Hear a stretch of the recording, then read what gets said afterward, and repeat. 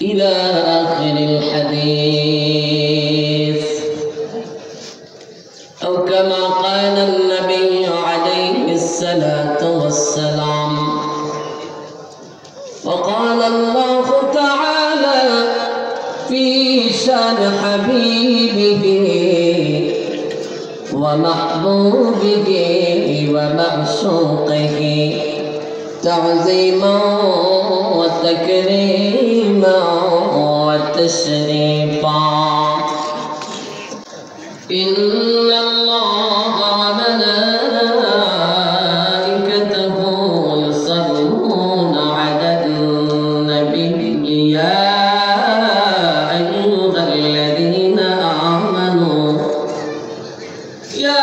أيها الذين آمنوا صلوا عليه وسلموا تسليما.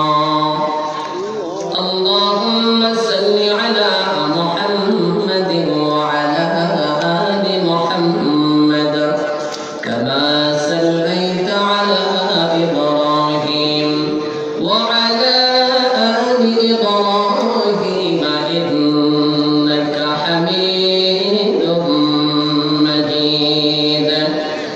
اللهم بارك على محمد وعلى آل محمد كما باركت على إبراهيم وعلى آل إبراهيم إنك حميد مجيد. بلغ العلا بكماله كشف الدجى بجماله حسنت جميع خصاله صلوا عليه يا إلهي.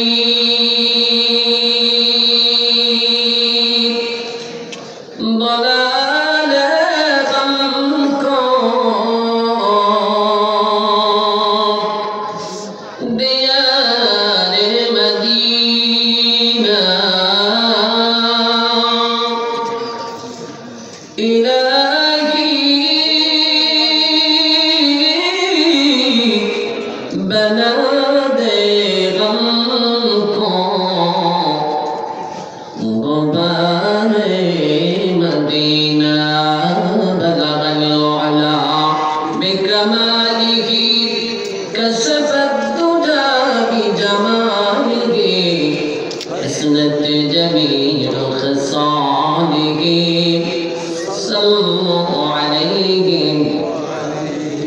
سبحانك لا علم لنا إلا ما علمتنا إنك أنت العليم الحكيم. اللهم أرنا الحق حقا وارزقنا اتباعه وأرنا الباطل باطلا وارزقنا اجتنابه. شكرا لك آمين. الحمد لله. ঐতিহ্যবাহী খবরিয়া সরফরাজ হোসেন খাদিমুল ইসলাম মাদ্রাসার 32তম ওয়াজ মাহফিলে মুহতারাম জনাব সাহেব সদর আমাদের সকলেরই মাথার তাজ রায়ের মোহাম্মদ মাদ্রাসার সুযোগ্য শাইখুল হাদিস উস্তাদ মুকাররম জনাব হযরত মাওলানা আব্দুর রহমান সাগার হাফিজাহুল্লাহ। আল্লাহ পাক হযরতের হায়াত দারাজ করুন, সুস্থতার নিয়ামত দান করুন, আজীবন কোরআনের খিদমতের জন্য কবুল করুন। উপস্থিত আজকের এই মহফিল জলসার মধ্যমণি আন্তর্জাতিক খ্যাতি সম্পন্ন মুফাসসিরে কোরআন, বাতিলের আতঙ্ক আল্লামা নুরুল ইসলাম অলিপুরি হাফিজাহুল্লাহ। আল্লাহ পাক হযরতকেও কবুল করেন। উপস্থিত আমন্ত্রিত উলামা ইকরাম, সর্বশ্রেষ্ঠ দিনদার ইমানদার জাকির শাকিরের মুহিব্বিন মুরাব্বিয়ান আযম, বাইকনিষ্ঠ ছোট্ট ভাইরা, সমবয়স্ক বন্ধুরা, পর্দার অন্তরালে ধৈর্যের সাথে অবস্থানরত আমার মা ও ভগ্নীরা, সকলে সে মহান প্রতিপালককে খুশি করি যে মহান মুনিব, যে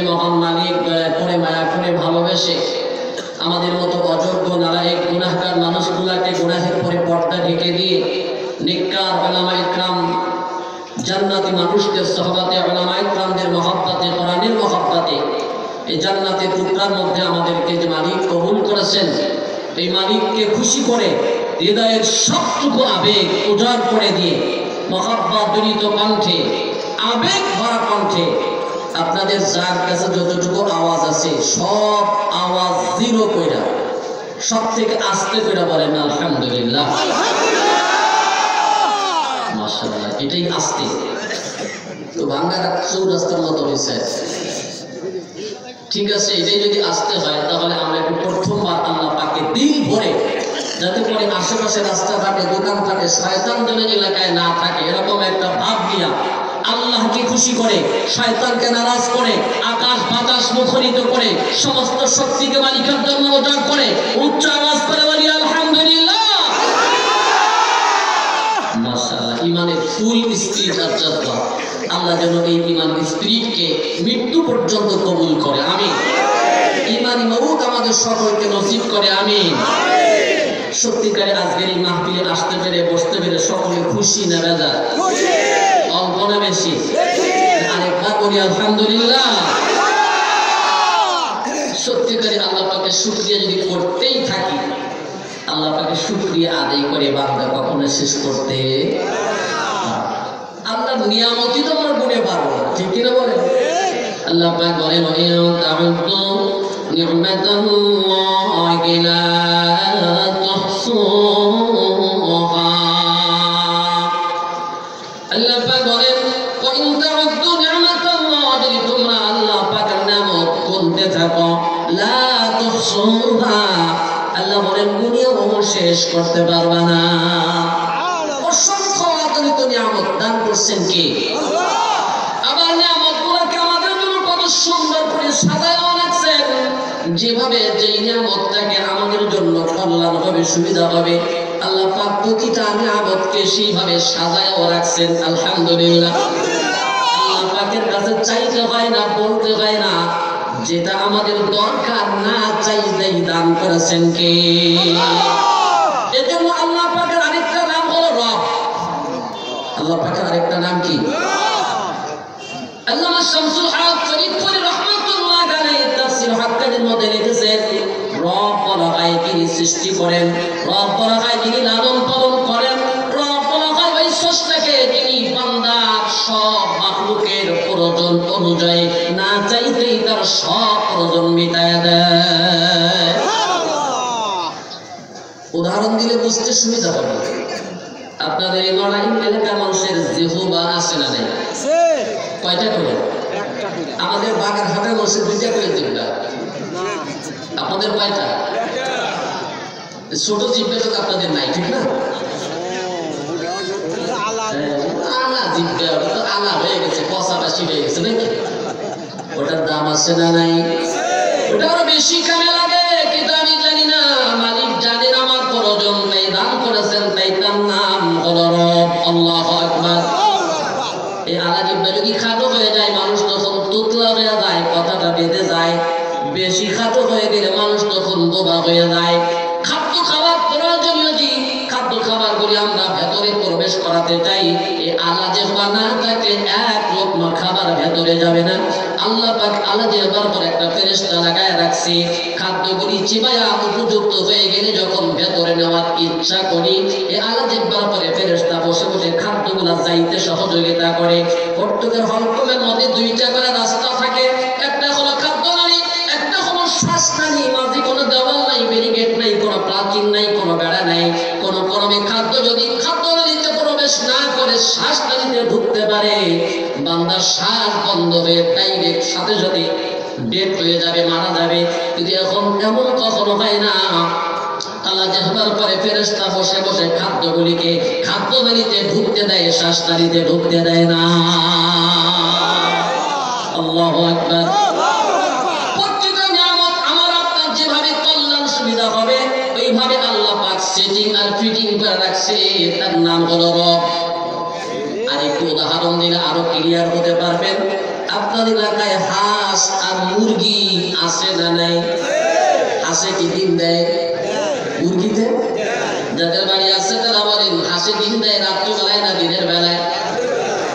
দিনের বেলায় কি দেয় কিনা মাঝে মধ্যে দিয়া দেখাই ইচ্ছা করে দিনেও দিতে পারি, কিন্তু তোমার কপালে ডিম হবে না, সব খালে বিলে নদীতে পুকুরে পুষ্করিণীতে চলে যাবে। এজন্য আল্লাহ পাক আমাদের পরে দয়া করে হাঁসকে বলছে, সকালবেলা তুমি খালে বিলে নদীতে পুকুরে পুষ্করিণীতে চলে যাবা, যেখানে যাবি যা, যাওয়ার আগে ডিমটা পায়রা দিয়া তারপরে যা। সুবহানাল্লাহ বের হয়ে যাবে, আসে ডিম ধরা বন্ধ করে দিন, তারপরে সুবহানাল্লাহ বের হবে। মুরগিতে ডিম দেয় রাত্রবেলায় না দিনের বেলায়? কারণ মুরগির ডিমটা ছোট, যদি রাত্রবেলায় দিয়ে দেয় পুষ্টি কম হবে, তাই মালিক মুরগিকে বলছে দিনের বেলা দিও, আমার বান্দার লাভ বেশি হবে। কিন্তু তোমার একটা সমস্যা আছে, মাঝে মাঝে জায়গা পাল্টায়, এ জায়গায় সে জায়গায় ডিম দিয়া পালাও। এই জন্য সকালবেলায় দিবা তো দিবা, একটা এক্সট্রা ডিউটি পালন করবা, আমার বান্দাকে একটু সিগন্যাল দিয়া জানায় দিবা ডিমটা পেরেছি, বান্দা নিয়ে খেয়ালো। আপনাদের এলাকার মুরগি তো সিগন্যাল দেয় না, আমাদের বাগেরহাটের মুরগি তো দেয়, কারণ বাগেরহাটের মুরগি আর এই মরাইলের মুরগির কাছে তো মোবাইল আছে। কে বলে দিয়েছেন? কে? সব মুরগির একজনই মালিক, তিনি কে? অনুসন্ধান, এটার দ্বারা কি বোঝা যায় না, এটার দ্বারা কি অনুভব করা যায় না মালিক একজন, ঠিক কিনা? যত নিয়ামত আছে সব নিয়ামত গুলিকে আল্লাহ পাক পদে পদে খাদে খাদে তাকে তাকে স্তরে স্তরে আমার আপনার গোলামি করার জন্য সৃষ্টি করেছেন। الدنيا خلقت لكم وأنتم خلقتم للآخرة। গোটা বিশ্বের সব নিয়ামতগুলোকে বান্দার জন্য আল্লাহ পাক সৃষ্টি করেছেন, আর আমার আপনার মতো বান্দা গোলামকে আল্লাহ পাকের গোলামি আখিরাতের জন্য সৃষ্টি করেছেন কে? এজন্য সর্বদা যে মালিক আমাদের জন্য এত কুদরতি ক্ষমতার আর পাওয়ারে সব নিয়ামতগুলোকে পদে পদে আমার আপনার জন্য সাজায় রাখছেন, যে মালিকের একটা সেকেন্ড, যেই মালিকের নিয়ামত ছাড়া আমি আপনি কখনোই বাঁচা সম্ভব না, কি ঠিক কিনা বলে? একটা নিঃশ্বাস গ্রহণ করতেছি, আবার একটা ছেড়ে দিতেছি, নিয়ামতটা কার? নিঃশ্বাসটা যে নিচ্ছি, বাতাসের কোনো দাম আছে? আছে? হাসপাতালে গিয়ে খবর নিয়ে দেখেন 1 কেজি অক্সিজেনের মূল্য সর্বনিম্ন 1000, আর করোনার সময় তো যার কাছ থেকে জানিয়ে পারছে, কারণ আমাদের বাংলাদেশ তো চ্যাম্পিয়ন হয়েছে ধান্দাবাজে, মারতে বাকি নাই, মারতে মারতে পায়খানা বেরিয়ে খায়। ফরিদপুরে গেছি এক এলাকা, হুজুর আমাকে এক নেতা 3টে পায়খানা খেয়ে ফেলেছে, মানে ইউনিয়নের জন্য 3টে বাথরুম বাজেট দিয়েছে, বাথরুম দইয়ে বেরিয়ে দিয়েছে, আমাকে নেতা পায়খানা খেয়ে ফেলেছে।